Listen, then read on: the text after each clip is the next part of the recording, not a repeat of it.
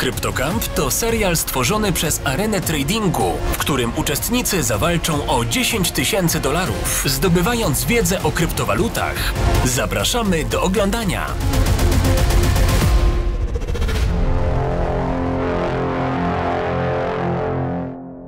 W poprzednim odcinku wprowadziliśmy uczestników w fascynujący świat kryptowalut.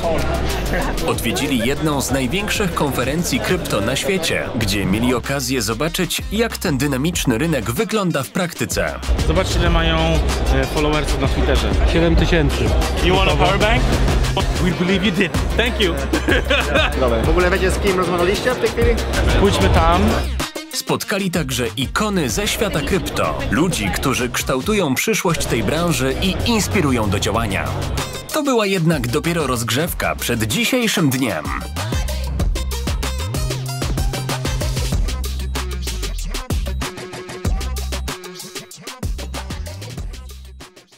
Sponsorami programu są Bybit oraz Arena Tradingu. Żaden z materiałów zamieszczonych na kanale nie jest poradą inwestycyjną. Jest to nasze prywatne zdanie na tematy poruszane w filmach oraz w social mediach. Nie kieruj się nim przy inwestowaniu pieniędzy. Film, który oglądasz, jest materiałem sponsorowanym lub zawiera autopromocję z uwagi na współprace afiliacyjne z giełdami wyszczególnionymi poniżej w opisie lub reklamowaniem własnych produktów takich jak książka, dostęp do grupy szkoleniowej lub raportów rynkowych.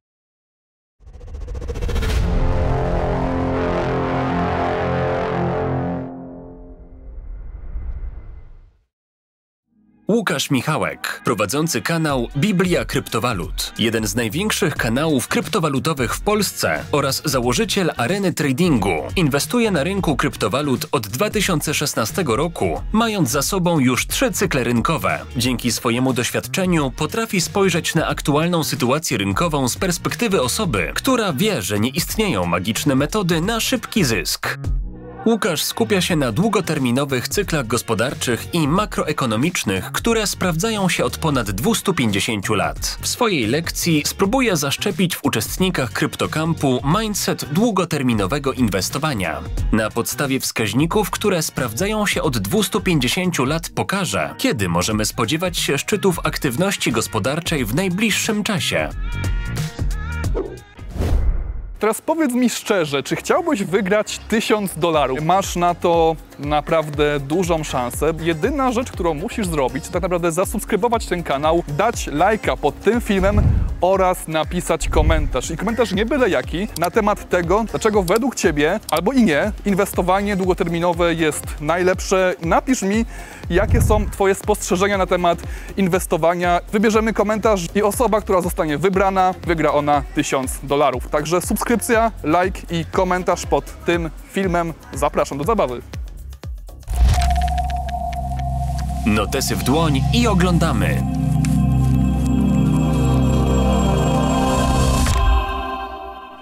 Cześć panowie, witajcie w trzecim dniu naszego wyzwania. Cześć, jak się spało? Fajnie? W końcu się wyspałem. Cześć.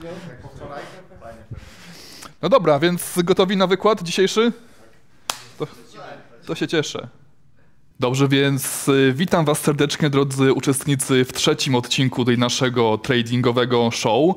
W dzisiejszym odcinku na początku ja przedstawię i zaprezentuję dla was taki wykład o tym, dlaczego inwestowanie długoterminowe się po prostu opłaca, bo to jest jakby taki mój mały konik. Ja, wiecie, bardzo lubię też na moich filmach na przykład jakby opierać się jakimiś różnorakimi danymi historycznymi i tak naprawdę, kurczę, sprawdza się to i to daje taki, według mnie, spokój bardzo duży po prostu w inwestowaniu, bo jak jeszcze wcześniej, tak, ja jak tam zaczynałem z rynkiem kryptowalut, no to tak naprawdę albo tam grałem na jakichś grupkach sygnałowych ciągle na dźwigni, jakby każdy po prostu dzień był dla mnie taką niepewnością. A odkąd jakby zacząłem spoglądać na ten rynek w takim oparciu jakby wieloletnim, że jednak buduję jakiś tam swój kapitał i majątek, który potem będę chciał jakby, żeby on był wielopokoleniowy i go przekazać jakby dzieciom na przykład, tak, no to faktycznie no, nie osiągniemy tego według mnie tam ciągle grając na dźwigni, tam w takim krótkoterminowym pojęciu, tylko jednak faktycznie opłaca się myśleć długoterminowo, bo nikt nie myśli długoterminowo tak naprawdę i każdy chce szybko zarobić, a jak myślisz długoterminowo, to się to opłaca. No i dobra, no i kontynuując, no to jak teraz widzicie na jakby slajdzie, tak, jakby moja historia i podejście do rynku, jakby chodzi mi o tą historię właśnie w odniesieniu do tego, jakby co sprawiło, że teraz mam jakby takie podejście, a nie inne i dlaczego jakby z tym podejściem jest teraz mi jakby najwygodniej i najlepiej, bo jakby ja też jeszcze zanim założyłem swój kanał, na przykład na YouTubie, no to ja jestem w rynku od końca tak naprawdę 2016 roku i kurczę, popełniłem chyba wszystkie naprawdę możliwe błędy, jakie w ogóle mogłem popełnić. Jakby jestem taką osobą, która chyba nie uczyła się na innych błędach, jakby zawsze każdy ten błąd, który gdzieś tam słyszałem w internecie, że ktoś popełniał, jakby ja i tak musiałem to na sobie popełnić, po prostu tego tam nie rozumiałem, nie potrafiłem się z tym utożsamić i to nie jednokrotnie, tylko że wielokrotnie, tak, jakby wcześniej jakby wielokrotnie tam zerowałem swoje konto i tak naprawdę to sprowadzało się do niczego, tak, no bo jakiś tam kapitał, który nowy mi wpadł, no to zarobiłem coś tam, tak, byłem mega podniecony, bo na przykład, nie wiem, podwoiłem swoje konto x3 w ciągu miesiąca, no ale potem co z tego, skoro i tak wszystko na koniec dnia straciłem, no i to po prostu nie miało sensu. No i gdzieś tam potem już z biegiem jakby lat, z biegiem jakby nabywania tego doświadczenia na rynku kryptowalut, stwierdziłem, że takie coś jest po prostu dla mnie najodpowiedniejsze, no bo faktycznie, jak zresztą dzisiaj postaram wam się pokazać, ta cykliczność rynków, czy to jakby ten 4-letni cykl Bitcoina, czy jakby 18-letni cykl makroekonomiczny, czy też ten nieruchomościowy, naprawdę się sprawdza i jakby działa to wszystko i to w połączeniu z jakimiś różnymi danymi historycznymi, na przykład teraz jesteśmy w roku elekcyjnym, tak? To też jest bardzo ważny rok, na przykład przez to, że teraz nawet było niedawno na Twitterze, tak? Bardzo taka popularna fraza, że sell in May and go away, tak? Że tam zawsze na wakacje Bitcoin nie tak dobrze sobie radził, no a proszę, jakby właśnie przez to między innymi, że jest ten rok elekcyjny, widzimy, że jest końcówka maja, tak, a zaraz pobijamy nowe ATH. No właśnie między innymi przez to, no i właśnie ta wiedza tak bardzo pomaga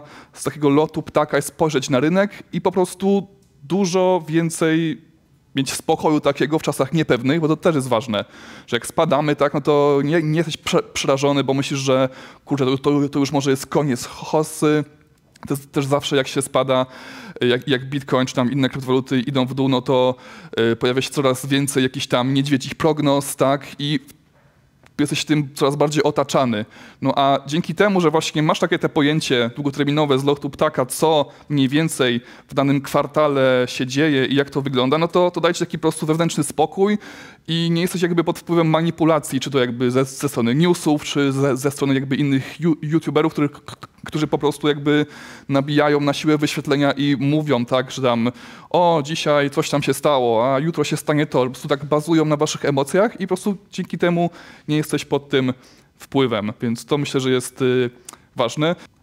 No i to jest moja ulubiona jakby obrazek, który zawsze pokazuję na filmach. Tam już część osób się zawsze ze mnie śmieje, że mówię o tym samym, ale to jest naprawdę bardzo ważna rzecz, no bo generalnie jest coś takiego jak 18-letni cykl nieruchomości, czy też taki powiedzmy makroekonomiczny łamany na nieruchomości, gdzie kurczę, to naprawdę wszystko się sprawdza. Generalnie jest taka książka The Secret Life of Real Estate and Banking, gdzie właśnie autor jakby poświęcił swoje życie badaniu tego zagadnienia, gdzie jakby bo to jest tak, że tam zbadał to aż tam do 1750 bodajże roku, wybierając właśnie w przeszłość historii Ameryki, gdzie właśnie badał tam jakby kiedy była jakaś większa recesja na rynku, kiedy były krachy związane właśnie z rynkiem nieruchomości, kiedy były dobre czasy, kiedy były złe czasy i kurczę, ułożyło mu się to w takie coś, że mniej więcej co te 18 lat jest jakaś taka większa recesja na rynku. Tak? I to jest o tyle ważne, że na przykład nawet tak, aż tak w przeszłość wybiegając tam do czasach jak Napoleon tak, wojował tutaj w Europie, były też takie, wtedy była taka rzecz, że on tam musiał, żeby sfinansować walkę jakby w Europie, wojnę, to musiał tam sprzedać jakieś landy w Ameryce swoje, które tam posiadał i to też tam w jakiś sposób potem przełożyło się na to, że była ta recesja. I teraz generalnie znajdujemy się, no jest rok 2024, tak? Jak sobie spojrzycie na ten 18-letni cykl, no to zobaczycie, że teraz tak naprawdę szczyt jego jest datowany na 2026 rok, początek jego. Ja będę dawał takie nawet 25 łamane na 26, tak? Ta końcówka tego roku 25, początek 26. No i widzicie, że teraz jakby ten moment, w którym jesteśmy aktualnie, jakby ten kąt wzrostowy jest jakby najbardziej dynamiczny, tak? No i to jest tak zwany jakby ten land boom, ale to jest też tak zwana jakby po prostu tutaj te ceny nieruchomości rosną najbardziej i to jest też jakby ten okres jest i właśnie kryptowalut najprawdopodobniej też. No i też ten okres jest nazwany tak zwany winning curse, czyli jakby przekleństw, klątwa wygranego, bo w tym okresie, w którym jeszcze jesteśmy właśnie aktualnie, widzicie, jakby kredyt jest bardzo łatwo dostępny, wszedł ten program, tak, 2%, teraz nie wiem, czy już wszedł, czy już to jest przyklepane, czy dopiero się o tym mówi. Ma już wejść, tak? No, 0%. I jakby jest to tak dostępne, że po prostu każdy w ten kredyt sobie wchodzi, tak, bo myśli, co ma do stracenia. No w zasadzie to trochę prawda, ale też kupuje te nieruchomości najczęściej, bo te kredyty zazwyczaj są właśnie, jak jest najlepszy jakby okres na to i najdroższe nieruchomości, no kupuje sobie tą nieruchomość, no i faktycznie jakby ma tani kredyt, ale potem jakby ta nieruchomość mu spada i potem żałuje tego w ogóle zakupu. Więc jakby to jest ciekawe bardzo. No i zobaczcie sobie, jak to działo się w przeszłości, tak, jakby ostatni kryzys miał miejsce, jakby ATH było w 2007 roku, gdzie jakby dołek recesji był w 2009 roku, tak? No i wtedy co było? Jakby ta wielka recesja w Stanach Zjednoczonych, tak? Potem rok też ATH w roku 89. Wtedy na przykład Trump, tak, który teraz ubiega się o bycie prezydentem Stanów Zjednoczonych, wtedy on był takim bardzo dużym inwestorem, biznesmenem w Stanach. W zasadzie jakby od tego się zaczęło, tak? Jego historia, że jego tata był deweloperem, on potem przejął pałeczkę po ojcu i wtedy on budował taki bardzo znane kasyno, w tym właśnie w tych latach 89. Taj Mahal, to się nazywało bodajże w Las Vegas. No i to też właśnie tam to bardzo jakby lewarował się kredytem, gdzie potem tej budowy była ona bardzo mocno opóźniona przez właśnie recesję, która potem się zaczęła, tak? No i każdy też ten cykl właśnie nieruchomościowy ma taki tutaj, powiedzmy, jakby są dwie jakby jego części, co nie?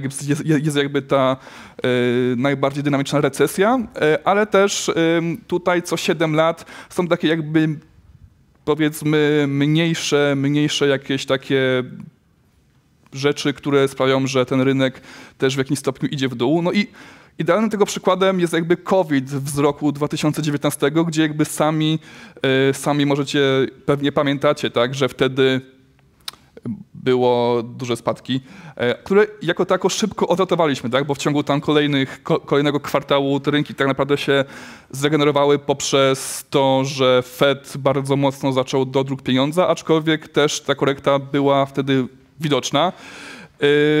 Rok 2001, no wtedy był ten zamach na World Trade Center i tak samo rynki na to zareagowały bardzo źle. Także generalnie w takim odniesieniu makroekonomicznym to nam pozwala przewidzieć, gdzie jakby na przykład opłaca się tak bardzo szeroko spoglądając inwestować, nawet już nie tylko jeżeli chodzi o nieruchomości, tylko też jeżeli chodzi o wszystkie jakby akcje, indeksy, kryptowaluty, tak, a kiedy po prostu nie, na taki long termin.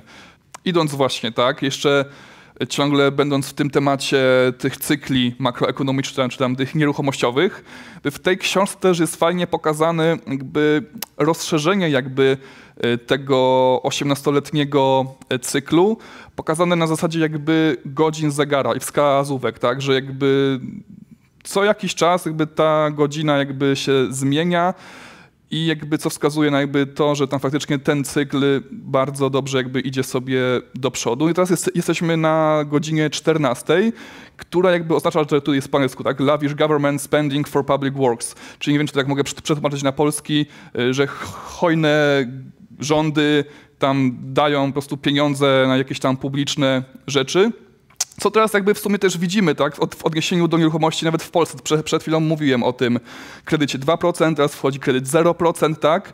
I to jest generalnie jakby właśnie, i to jest super, to jest niesamowite, bo to też jest jakby się tyczy całej jakby przeszłości, tak, którą właśnie badał autor, gdzie tak naprawdę zawsze przed ATH na rynku nieruchomości rządy bardzo mocno tak zachęcają właśnie do brania tych kredytów poprzez właśnie jakieś tam fajne programy.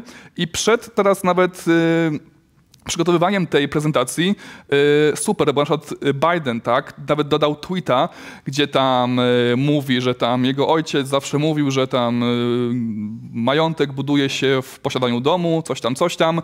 No i że teraz planuje on, tak, przygotowanie jakby dla Amerykanów taki też swój plan, w którym jakby będzie wspierał w postaci $400 miesięcznie przez pierwsze 2 lata na jakby ich pierwszy domek. Także widzicie, to teraz dzieje się, to samo jest w Stanach, w Polsce, w Australii również jest jakiś podobny program i w sumie ciekawe, że tak właśnie zawsze jest i tak było co 18 lat, że wtedy rządy bardzo to wspierają. Ciekawe. Tutaj rozmawialiśmy tylko faktycznie o Bitcoinie, może też wstanę. Trzeba na pewno uświadomić sobie, że w zależności od rynku ta cykliczność wygląda inaczej. Wiadomo, że są dane schematy. Pytanie, jak wy jako traderzy ją wykorzystacie, nie?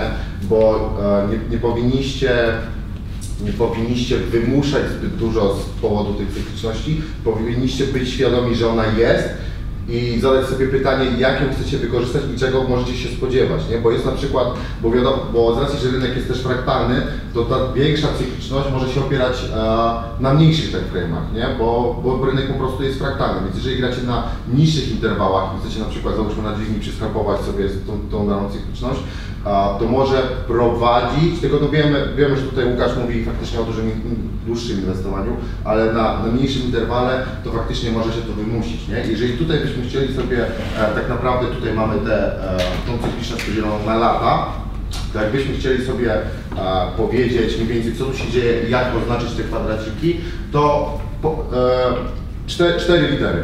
Tak naprawdę. A jeżeli generalnie chcecie rozgrywać z nami wszystkie nasze sygnały, czy to na altcoiny, czy to na bitcoinie i szukacie brokera, polecamy wam bardzo serdecznie Bybit. Jeżeli nie macie tam jeszcze konta, link jest poniżej. Jeżeli macie już konto, to generalnie musicie się przepisać pod nas. Tutaj macie wyświetlone benefity. Dodatkowo dla osób, które przepiszą się, mamy kurs na Akademii Kryptowalut oraz rangę VIP na Discordzie na koszarach tradingu. Kontynuacja, akumulacja, manipulacja, dystrybucja. Kontynuacja, akumulacja, manipulacja, dystrybucja. Tutaj jest reversal, bo kontynuacja może być jednocześnie zmianą charakteru trendu i to jest właśnie ten moment, gdzie dużo inwestorów wymusza, zamiast sobie uświadomić, zadać sobie pytanie, czy faktycznie z racji, że tu była kontynuacja, to tu też będzie kontynuacja, nie? I tutaj ludzie się wykrzaczają, bo wymuszają i nie obserwują tego rynku i to jest dla nich najgorszy moment. No i znowu, akumulacja, manipulacja, dystrybucja, kontynuacja. Nie? Tyle o tym jest analizy technicznej tak naprawdę. 4 proste litery. Kontynuacja, ukośnik, napisz reversal, będzie prościej. Okay. Czyli zmiana charakterów, tak jak tutaj, nie było tej kontynuacji fizycznie, tylko cena sobie tutaj konsolidowała jednocześnie. A czy my przejdziemy sobie to jeszcze w takim detalu z tobą, jak będziemy mieć? Tak, jak najbardziej to wszystko będzie ze mną. Ja jestem dzisiaj tylko mniej więcej, żeby dać wam małą zapowiedź, co będzie ze mną, bo tutaj się skupiamy na inwestowaniu długoterminowym z Łukaszem, na analizie fundamentalnej, ale takie małe przesmaczki też dla widzów chcemy dać, co będzie faktycznie dalej, z racji, że jestem stosunkowo później, nie? Więc tak, jeżeli są jeszcze jakieś pytania co jeszcze raz, kontynuacja, akumulacja, potem jest? Manipulacja i dystrybucja. Okay. I to powinniście generalnie sobie określić też tą cykliczność, na jakich jesteście na rynkach, nie? Nie możecie na przykład uznać, że każdy rynek ma opierać się na tej cykliczności, bo są inne cykle, nie? I ten rynek jest tak manipulowany, że to wszystko nie może działać tak samo dla każdego instrumentu finansowego, nie? Tutaj trzeba mieć faktycznie cierpliwość, spokój i dużo obserwacji. No i tutaj właśnie mamy teraz porównanie, też to się często przewija, jak wyglądało jakby złoto podczas gdy jakby ETF-y na złoto zostały zaakceptowane w 2004 roku, w listopadzie, tak? Też to jest tak bardzo, jest to taki szeroki horyzont, ale jak widzicie, że też no, tutaj sobie spadaliśmy, dopiero tam po paru miesiącach poszliśmy jakby w górę, bo te ETF-y naprawdę bardzo, bardzo dużo jakby zmieniają, tak? Że ten kapitał takich ludzi, którzy są sceptyczni co do krypto, albo po prostu nietechniczni, mogą sobie w końcu w nie zainwestować. Tutaj też widzicie dynamicznie, jak w perspektywie kolejnych lat to wyglądało, jeżeli chodzi o złoto, że te wzrosty były duże. No teraz to właśnie wchodzi tak na Ethereum, na Bitcoina, potem pewnie pojawią się inne alty, więc to też jest jedna taka przesłanka do tego, żeby stwierdzić, że faktycznie te wzrosty będą spore. Teraz to jest moim zdaniem 50-50, czy teraz, bo nagrywamy to 22 maja, czy teraz te parę dni zostaną zaakceptowane? Być może tak, być może nie. Jeżeli nie teraz, to zostaną zaakceptowane w sierpniu ten ETF na BlackRocku. To wydaje mi się, że jest pewniaczek, także to znowu, tak, myślenie długoterminowe, czy teraz mi to wali, czy teraz, czy za miesiąc, czy za 2. Czyli finalnie mi się wydaje, że Stany na pewno nie odpuszczą wyścigu z Chinami, więc wydaje mi się, że już podczas tego wyjazdu te ETF-y zostaną zatwierdzone i już widać, że rynek to wycenia i jest ta bomba i to prawdopodobieństwo podczas tej nudy i tej akumulacji było, wiesz, nagle się zwiększyło. No ciekawe, jakby ja żadnego shorta nie daję. Według mnie prędzej czy później to zostanie zaakceptowane, więc tyle, ale zobaczymy jak będzie, nie? No dobra, lećmy dalej. Rok elekcyjny, a giełda, tak? Jakby teraz, jak dobrze wiecie, mamy ten rok elekcyjny, czyli jakby w tym roku będą wybory prezydenckie w Stanach.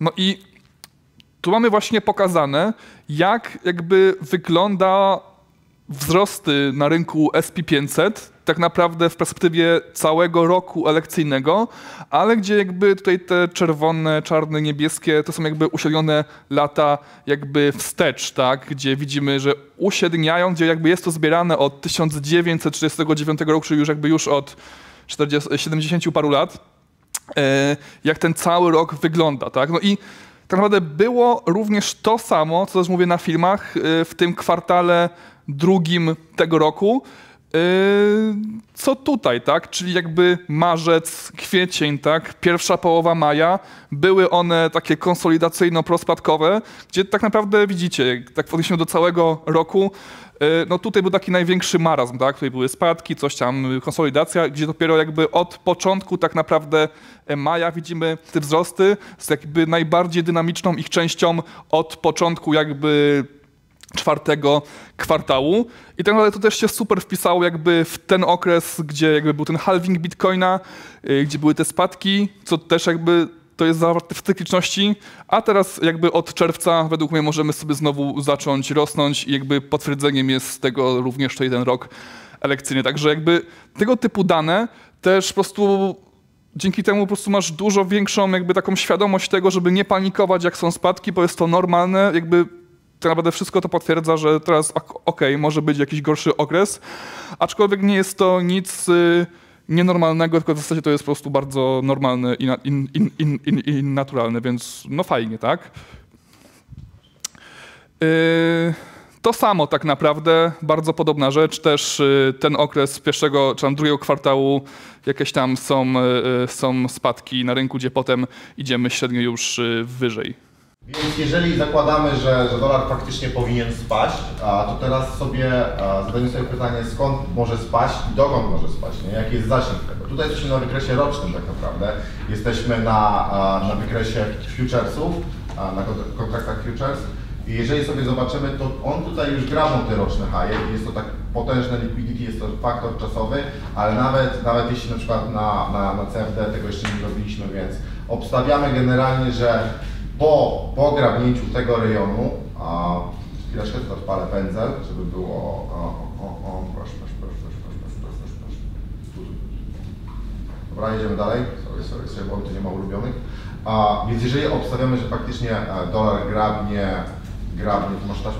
grabnie te rejony, to tak naprawdę następnym etapem, bo cena może robić tak naprawdę tylko dwie rzeczy, jest wypełnienie tego imbalance price, tego fair value gapa, o którym sobie będziemy rozmawiać tak naprawdę na webinarach ze mną, więc to się nam pokrywa z tym, że dolar powinien dojść do tego rejonu, nie? Więc jeżeli, pamiętajcie, to jest wykres roczny, to nie jest tak, że to już teraz, zaraz i tak dalej, to jest odstęp czasowy jednego roku. I tutaj jest case, że albo to zostanie zrespektowane i pójdziemy faktycznie wyżej, albo nie i dolar jeszcze będzie spadał, nie? Ja osobiście na pewno w takim takim makro czasie obstawiam, że dolar na pewno tam dojdzie. Tutaj jeszcze utwierdza nas w przekonaniu ten fakt, że jeżeli spojrzymy sobie na tą najnowszą zieloną świeczkę, to ona jeszcze nie ma weeka. Znajdujemy się nad otwarciem rocznym, może wstanę, znajdujemy się nad otwarciem rocznym, nie ma narysowanego za bardzo weeka. Tutaj mamy faktor czasu, potężne liquidity z zeszłego roku, nie? Czyli ludzi, którzy coś tam wypozycjonowali na przykład w short na dolara i grabnęliśmy. I teraz cena powinna zrobić ten repricing, jednocześnie rysując ten week. Więc tutaj wspomnieliśmy sobie o akcjach, surowcach i tak dalej, ale z drugiej strony mamy kontekst dolara, czy faktycznie opłaca nam się pozycjonować w risk on assets, nie? W skali makro. Więc mamy i potwierdzenie w dolarze, i potwierdzenie na naszych tickerach, więc... A czemu od tego poziomu się odbija? Obstawiamy, że na pewno cena tam zmierza, nie? To nie jest tak, że każdy fair value gap zostanie zrespektowany lub nie. Te programy się zmieniają, wydarzenia się też zmieniają i mają na to wpływ, ale tak czy siak w skali tej rocznej to dolar powinien iść w dół, więc generalnie... No rozumiem, ale bo ty narysowałeś, że tam się odbije, czyli rozumiem, że tam się odbija od jakiegoś innego fair value gapa. To jest nasz fair value. Tutaj, tak, ale to powyżej, czemu od tamtego poziomu się odbije, no? Tak, bo generalnie tutaj mamy roczne high, czyli ludzi z zeszłego roku. Zeszłego roku jest high. I to jest nasz faktor czasowy, nie? Bo cena tak naprawdę poza tymi sygnaturami algorytmu, czyli właśnie jak na przykład fair value gap, order block, to będziemy sobie rozmawiać ze mną na webinarze, to jeszcze mamy faktory czasowe, bo cena musi spotkać się z czasem, nie? Sama cena w sobie nie ma takiej mocy jak na przykład bez czasu i elementami czasu jest właśnie na przykład previous year high, czyli high poprzedniego roku, low poprzedniego roku, albo na przykład wydarzenia makroekonomiczne, nie? I najlepsze trady tak naprawdę i największe to volatility, czy ta zmienność rynkowa jest kiedy cena zgadza się z czasem. I przykładem jest właśnie Ethereum, gdzie byliśmy w monthly fair value gapie, nie będę tutaj teraz zabierał czasu, to sobie będziemy dyskutować u mnie na webinarze, gdzie była ta akumulacja, w skali właśnie tutaj załóżmy, że to jest monthly fair value gap, była tutaj akumulacja i teraz mamy etap dystrybucji, nie? Dzisiaj mamy faktor czasu, czyli newsy, ETF, nie? Spekulacje, czy zatwierdzone, czy niezatwierdzone i mamy cenę, czyli monthly fair value gap. I cena plus czas to jest właśnie najbardziej prawdopodobne ruchy z największą dynamiką i zmiennością.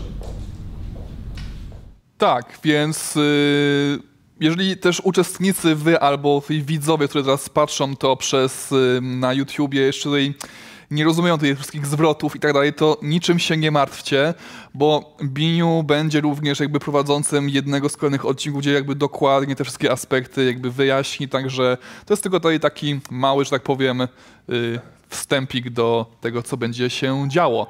Po części edukacyjnej nadszedł czas na odrobinę relaksu. Uczestnicy będą mieli okazję poznawać okolice dóbr. Kurczę, ciepło. Łukasz zaplanował dla nas atrakcję. Widzieliśmy się w momencie, kiedy dopiero wyszliśmy z domu. Jeepy przejechały, to już prawie było wiadomo. Tak, 3 ładne, luksusowe samochody terenowe. Powiedz jeszcze jaki silnie, ile koni, ile ten. Nie pamiętam, ale tam V8 wszędzie były. No dobra panowie, to słuchajcie, jedziemy już w aucie, jakby jeszcze nie zdradzam gdzie dokładnie, chociaż już możecie się w sumie domyślać po tej konstrukcji samochodu. Jakie macie przemyślenia po tym moim wykładzie? Jakby też myślicie, że taki mindset długoterminowy wam pasuje, czy raczej wolicie takie krótkie zagrania? Bardzo utożsamiam się z twoim podejściem do rynku, bo nie jestem traderem, tylko staram się długoterminowo tutaj inwestować. Wszyscy chcą wszystko szybko osiągnąć, z dnia na dzień być bogaczami, z dnia na dzień znaleźć miłość życia, a niestety, jeżeli chcemy dbać o zdrowie, o finanse, to są wszystko maratony, a nie krótkodystansowe sprawy. Im wyżej jesteśmy jakby w stadium hossy, im wyżej są te wartości jakby na Bitcoinie i na innych krypto, to jakby człowiek tym mniej, wiesz, jakby racjonalnie myśli, co jest tyle newsów pozytywnych. Każdy mówi, że okej, teraz już doszliśmy do Bitcoina za powiedzmy tyle dolarów, to są kolejne predykcje na jeszcze więcej. Jakby bardzo łatwo wpaść w taki ten etap bardzo chciwości, a tą czasowością jakby sobie te wszystkie emocje jakby blokujemy. Po prostu tak sobie postanowiłem. Nie wiem sam, czy to się okaże, wiesz, dobrym wyjściem, czy może nie będzie jakiegoś lepszego. Aczkolwiek, no zobaczymy, po prostu wtedy sprzedam, czy Ethereum będzie za $2000, czy za 20.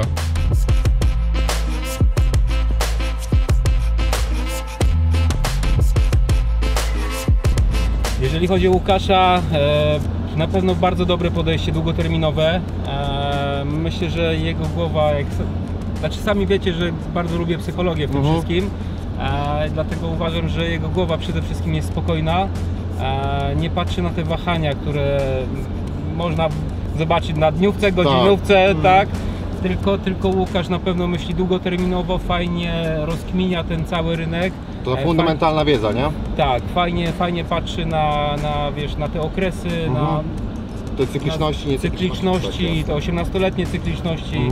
Jeden z takich moich największych błędów, gdzie się bardzo pomyliłem, to było w zeszłym roku, jak spekulowałem, że w Stanach będzie government shutdown i chciałem jeszcze niżej troszeczkę shortować Nasdaqa, a to już był praktycznie dołek, nie? To zostało szybko zinwalidowane, ale ominęło mnie trochę ruchów i musiałem sobie odpocząć od komputera i zobaczyć mniej więcej, gdzie popełniłem ten błąd. I tutaj połączyłem sobie analizę techniczną i poparłem to właśnie taką spekulacją pod wydarzenia, nie?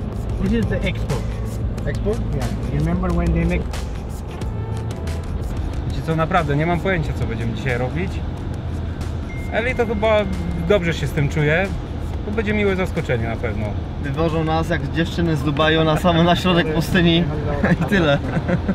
Tutaj zanim dojedziemy, proponuję Ci wysłać ostatnie wiadomości do bliskich. Dopóki jest zasięg. Bo nigdy nie wiadomo, co tutaj nasza ekipa wymyśliła. Te atrakcje też się na bieżąco zmieniają, bo tutaj mamy takie bardzo fajne flow i widzimy, gdzie mamy fajne pole do manewru, nie?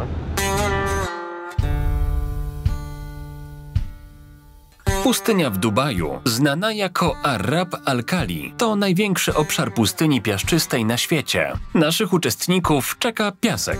Dużo piasku.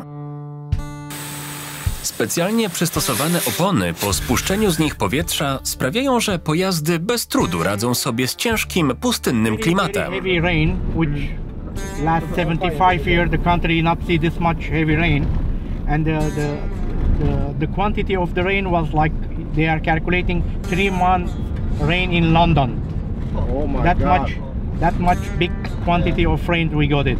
And this area it was full of water, You were staying until now some places in the desert you can see the water. Okay. Właśnie jesteśmy. Generalnie mamy odczuwalną w okolicach 38 stopni. Jak widzicie, stado wielbłądów przed nami. Dla mnie odczuwalne to 42 stopnie, nie 38, więc myślę, że Patryk się myli. Jak zdążysz biec na wielbłąda i na niego wskoczyć i pojechać, to dostajesz bitcoina jednego. Nie, Adam, wracaj. Żartowałem. Adam, ja żartowałem. Mieszkańcy pustyni są tutaj wyjątkowo towarzyscy.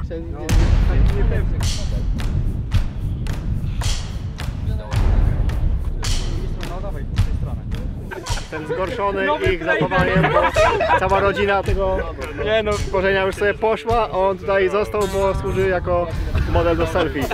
I myślę, że już się zgubi i po prostu tutaj umrze. Puśćcie go! Co tam się dzieje? Mamy. W ogóle te wielbłądy były, nie bały się w ogóle. Tak. Niektóre podeszły do nas, zdjęcia sobie robiły z nami, jakby po prostu się wystawiały do tego. Nie wiem, czy to było zaplanowane, czy nie. A to dopiero początek naszej podróży.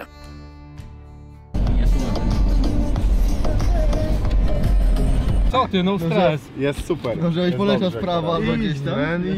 Na razie buja i tutaj możemy doświadczyć tej zmienności, jaka jest podczas wydarzeń czasem. No. Nie, no jest pięknie. Czyli podniósy buja, typowo. Dokładnie, to w tym chodzi. Jala! Jala!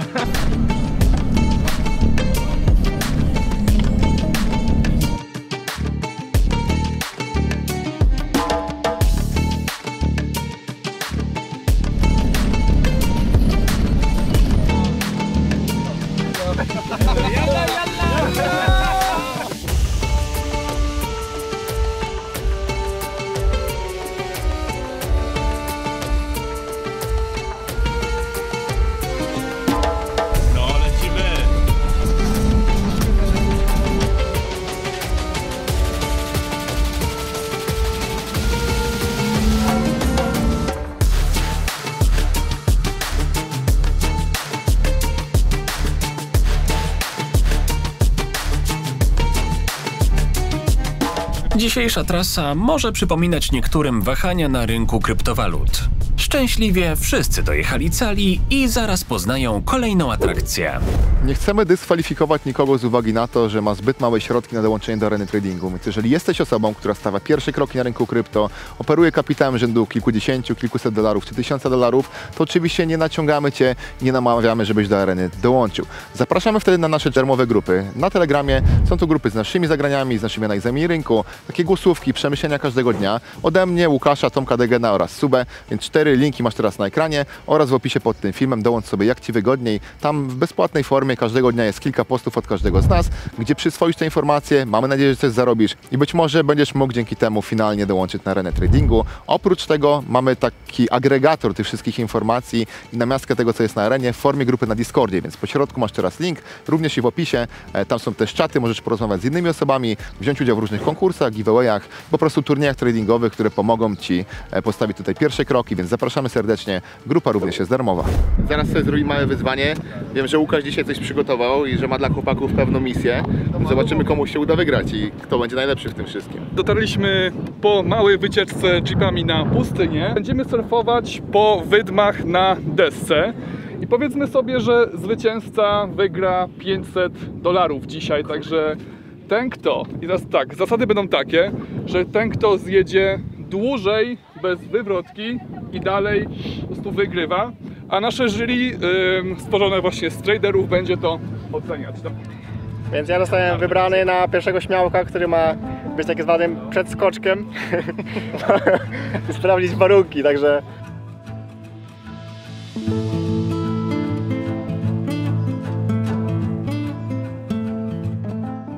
Spędzam 100 dni w roku na przykład, nie? Na snowboardzie, więc dla mnie to jakby upadek czy coś to akurat nie jest problem. Mieliśmy deski snowboardowe, ale nie mieliśmy jakby butów, żeby się wpiąć. Nie było kontroli nad tą deską, nie? W tym challenge'u nasi uczestnicy mają proste zadania. Zjechać z wydmy na sandboardzie i się nie wywrócić. Kto zjedzie dalej bez upadku, wygra $500, które będzie mógł zainwestować w dowolny sposób. Będziemy zaraz oceniać. Teraz Adam jedzie. Na główkę. Pierwszy raz to robiłem, tak naprawdę zjeżdżałem na desce na piasku i ja byłem najgorszy w tym akurat, tej konkurencji.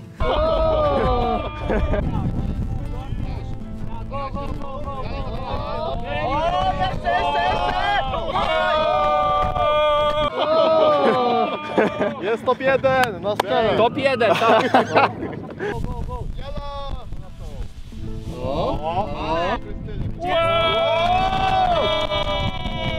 Naprawdę miałeś bardzo dobrą pozycję, bo nisko na nogach, miękko i to jakby... O to chodzi chyba, nie? Fajnie, Żeby być nisko.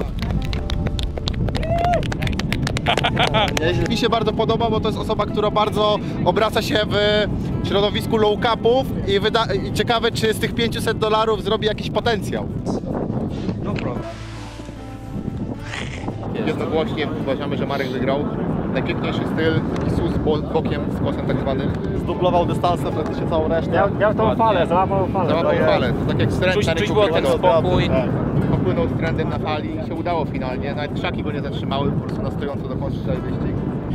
Które mogło być cieplej, bo 40 stopni to za mało, ale tak poza tym to jest git. Więc Marcin ma 41 punktów, Adam ma 20 punktów, Łukasz ma 48 punktów. Prosiłem, żebyście tylko pamiętali swoje czasy, więc mam nadzieję, że... To tutaj po szybkich kalkulacjach przez jury to jest mój bet. Jednogłośnie stwierdzamy, że wygrywa faktycznie Marko. Gratulujemy. Gratulacje dla Marka, który okazał się prawdziwym królem pustynnych wydm. Zjazd na desce po piasku wcale nie jest taki prosty. Wymaga dobrego balansu, umiejętności przewidywania i odpowiedniego podejścia do ryzyka. Trochę jak granie na giełdzie kryptowalut, prawda?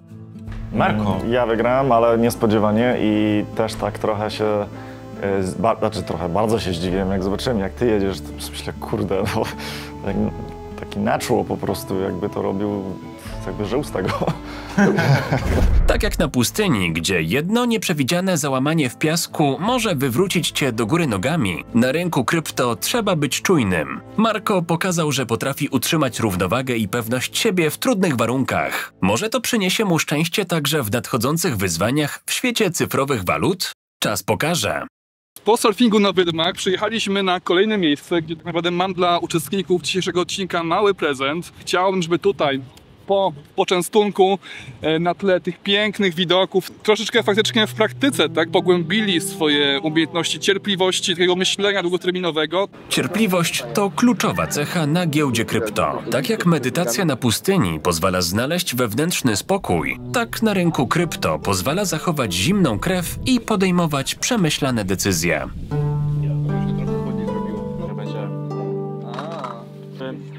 Postawił 2 butelki. Moi drodzy, witajcie. Dzisiaj na naszym porannym wykładzie starałem wam się przekazać taki mindset, który myślę, że jest naprawdę bardzo ważny w waszej przygodzie z inwestycjami, w waszej przygodzie z kryptowalutami. Taki po prostu mindset cierpliwości, długoterminowości.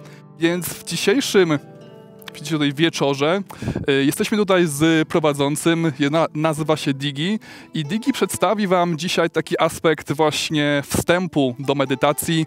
Pogadamy sobie i o emocjach, o tym, jak zwalczyć ten tak zwany fear of missing out, o stabilności emocjonalnej i wydaje mi się, że to powinno wam właśnie pomóc w waszej przygodzie z inwestowaniem również na rynku kryptowalut.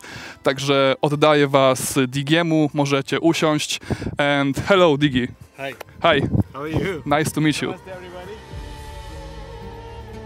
The whole concept of fear is about illusion. Fear is an illusion, is a big illusion. The thing which has not happened yet and we are reacting on that. Anxiety is the, is the powerhouse. In fear, you go to the maximum possible strength. You fight it. Fear is an amazing, amazing, amazing emotion. I think fear, if we use it for our power, we can change the world around. That's how they say, those who take risks are the ones who are more successful.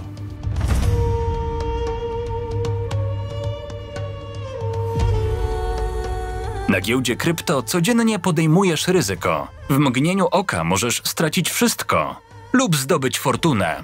To nieustanna gra z nieprzewidywalnością. Decyzje musisz podejmować szybko, lecz z zimną krwią.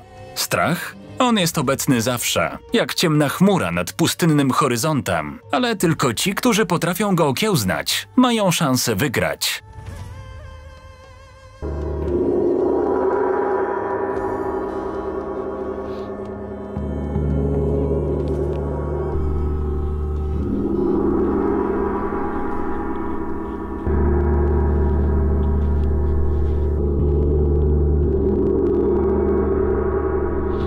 Parę osób przysnęło, w tym ja, bo jednak, jak powiedział, nie wiem jak go nazwać.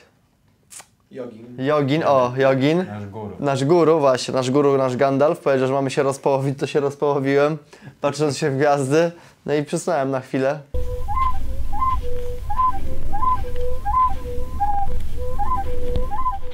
Rozmawialiśmy właśnie o inteligencji emocjonalnej, no a bez tego, no ciężko jakby gdzieś tam przede wszystkim, tak jak mówisz, w inwestowaniu, no ale też w życiu, tak? Jakby to jest podstawa.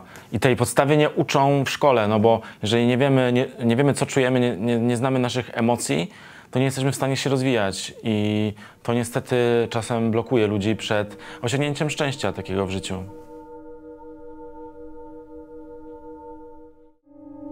W medytacji uczestnicy odkrywają, że największe wyzwania nie zawsze pochodzą z zewnątrz. Czasem to własne obawy i wątpliwości są najtrudniejszym przeciwnikiem. Tak samo jak na rynku kryptowalut.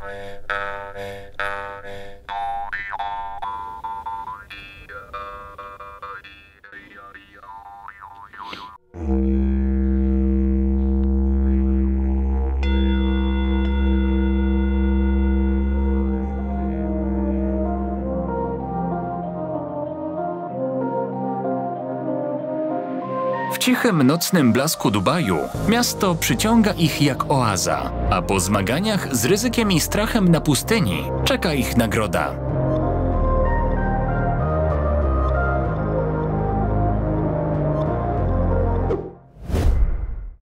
Szereg zagrań, które są prowadzone przez naszych mentorów oraz uczestników, są rozgrywane na giełdzie Bybit. Część z Was dopiero zaczyna, dopiero stawiacie pierwsze kroki i według mnie warto skorzystać z bonusów, które okresowo funkcjonują i aktualnie taka akcja promocyjna ma miejsce. Na giełdzie Bybit macie teraz do odebrania $200 w pozycji lewarowanej. Działa to w taki sposób, że otwieracie pozycję bez żadnego ryzyka utraty własnych środków. Brzmi trochę absurdalnie, ale taka jest prawda. Wynegocjowaliśmy taką kampanię, że otwieracie pierwszą pozycję na przykład na Bitcoinie, na Ethereum, na Solanie, longa lub shorta i jeżeli zyskacie, możecie zainkasować cały zysk, wypłacacie te środki, a jeżeli stracicie, to giełda pokrywa Wasze straty, nie angażujecie własnego kapitału. Jest to $20 na dźwignię razy 10. Żeby to odebrać, trzeba zarejestrować się z linku w opisie lub kodu QR na ekranie, wpłacić $100 na giełdę kartą lub na przykład z innej giełdy, z Binance'a, z OKEX-a, jeżeli już z jakiejś korzystacie, oraz po prostu się zweryfikować i tyle. W zakładce Rewards Hub, czyli nagrody po polsku, macie wtedy taki kupon do odebrania, dzięki któremu macie pozycję do rozegrania i widzicie jak na ekranie, jak to aktualnie wygląda, czego się spodziewać, warto skorzystać, jest to dla osób nowych, początkujących i przy okazji macie wszystkie możliwe bonusy przypisane do konta, rejestrując się z tego linku, czyli cashback, czyli dostęp do Discorda, kurs Akademii Kryptowalut, dostęp do giveawayów na naszych telegramach, turnieje tradingowe, po prostu wszystko co najlepsze na polskim rynku kryptowalut. Dlatego niezależnie od tego, kiedy oglądacie ten materiał, czy po miesiącu od publikacji, czy 3, to dalej jest aktywne, jest to akcja trwała. Skorzystajcie, sprawdźcie, warto zobaczyć, szczególnie jeżeli chcecie tradować i dźwignia jest czymś, czym chcecie się rozwijać. Prosiłbym o powstanie. Naturalnie. Dla Was jedną wiadomość. Tak naprawdę jesteśmy po bardzo ciężkim dniu, tak? No bo o poranku przeprowadzaliśmy sobie prezentację o długoterminowości, o cierpliwości. Potem dla odrobiny i pikanterii, takiego szaleństwa poszliśmy sobie na te zjazdy deskami, safari. Mam nadzieję, że Wam się naprawdę bardzo podobało. A potem, żeby tak zaznać, tak, tej właśnie może zachęcić Was do tego mindsetu bycia cierpliwym i takich nawyków właśnie spokoju, panowania nad emocjami i właśnie tak długoterminowości, o której mówię, medytowaliśmy sobie. Być może kogoś z Was to zachęci do tego, żeby tą ścieżką podążać. A teraz dla odrobiny już na wieczór, dla odrobiny przepychu, to jesteśmy, patrzcie, w najlepszym hotelu na świecie, najdroższym, w najlepszej restauracji w tym hotelu, także mam nadzieję, że ten dzień Wam się podoba i znieśmy sobie po prostu mały toast za to, żeby było dobrze i żebyście zaczęli na tym rynku zarabiać i żeby wszystko było u Was w porządku finansowo w kryptowalutach. Piękne słowa, Łukasz. Dziękujemy bardzo. Nam też się to przyda. Panowie, wszystkiego dobrego. Przesyłamy te życzenia również gorąco. A jeżeli chcecie być częścią tej dalszej przygody i po prostu mieć dostęp do tych informacji, które przemycamy uczestnikom, zapraszamy na kolejny odcinek już za tydzień z Tomkiem Polskim Degenem, który zdradzi Wam troszeczkę tajemnic, jak rozgrywać low-capy, jak rozgrywać altcoiny i zabierze uczestników na ciekawe przeżycie, którego jeszcze zdradzać nie możemy, ale Wy je wkrótce zobaczycie, więc do zobaczenia i widzimy się za tydzień. Idealny dzień, jakby takie połączenie właśnie z jednej strony takich sportów i takiego ekstremalnego trochę, jakby takiej ekstremalnej części, później takie wyciszenie, a wieczorem dobre jedzenie, to był naprawdę...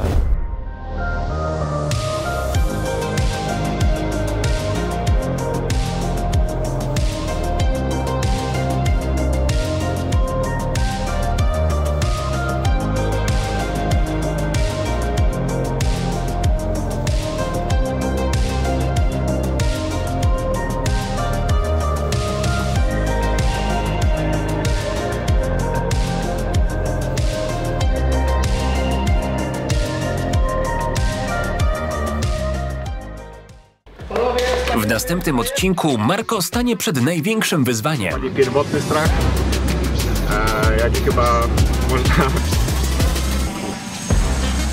Będzie musiał zmierzyć się ze swoim strachem podczas niesamowitej atrakcji, która dostarczy mu adrenaliny na maksymalnych obrotach. Kolejne lekcje i intensywne treningi. Przygotujcie się na emocjonujący odcinek, pełen wyzwań, życiowych nauczek i chwil napięcia. Okej, idziemy do Dogena.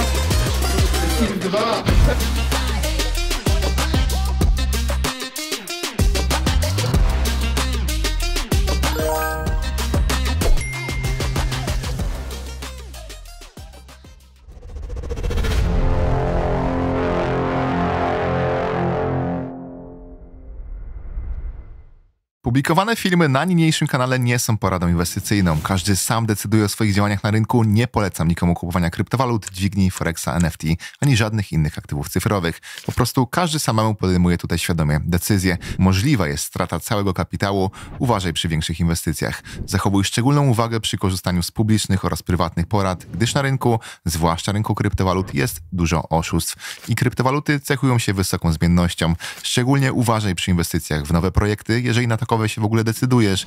Najbezpieczniejsze historycznie są Bitcoin oraz Ethereum i od tego każda nowa osoba raczej powinna zacząć, jeżeli w ogóle akceptuje jakiekolwiek ryzyko. Filmy, które publikuję na tym kanale oraz wszystkie inne informacje, analizy, posty, jakie są na moich social media skorelowanych z tym kanałem, na przykład na Instagramie, Discordzie, Telegramie, TikToku, traktuj wyłącznie edukacyjnie, a za rezultat swoich działań odpowiadasz samodzielnie. Masz konto na giełdzie Bybit? Jeżeli tak, to pewnie przepalasz masę pieniędzy. Daj mi 30 sekund i wytłumaczę, jak to naprawić. Jako największy partner tej giełdy w Polsce mam o wiele lepsze warunki dla osób, które zakładają konto z mojego linka niż z jakiegokolwiek innego. Ale jeżeli już masz konto założone miesiąc, 2 czy 2 lata temu, to ostatnio giełda wprowadziła możliwość podpięcia się pode mnie, dzięki czemu możesz korzystać z lepszych warunków, niższych prowizji i masy innych benefitów, jak darmowy kurs, VIP na Discordzie i różnego rodzaju turnieje, rozdania i giveawaye. Dlatego jeżeli chcesz mieć taką możliwość i przestać marnować różnego rodzaju prowizje i nie mieć dostępu do benefitów, które ci się należą, to zaloguj się teraz na komputerze na swoim koncie Bybit. To bardzo ważne, żeby było to z komputera, ponieważ wszystko pójdzie płynnie. I jak już się zalogujesz, wejdź w opis pod tym filmem, kliknij w drugi link, czyli przepisz konto pode mnie, klikasz to, u góry wpisujesz 24727, a na dole wpisujesz zapomniałem użyć tego linku. Prawdopodobnie wszystko pójdzie bardzo sprawnie, trwa to 15 sekund i na maila dostaniesz zwrotkę, czy się udało. Jeżeli nie, to wtedy wchodzisz w kolejny link z opisu i wchodzisz w PDF-a, który jest u mnie na Telegramie, gdzie masz instrukcję, jak przenieść KYC, czyli założyć nowe konto i totalnie w pełni poprawnie za tutaj zgodą Bybita przenieść KYC na nowe konto, które będzie zarejestrowane pode mną. Więc ten pierwszy sposób jest łatwiejszy. Jeżeli pierwszy nie zadziała, używasz drugiego i tyle.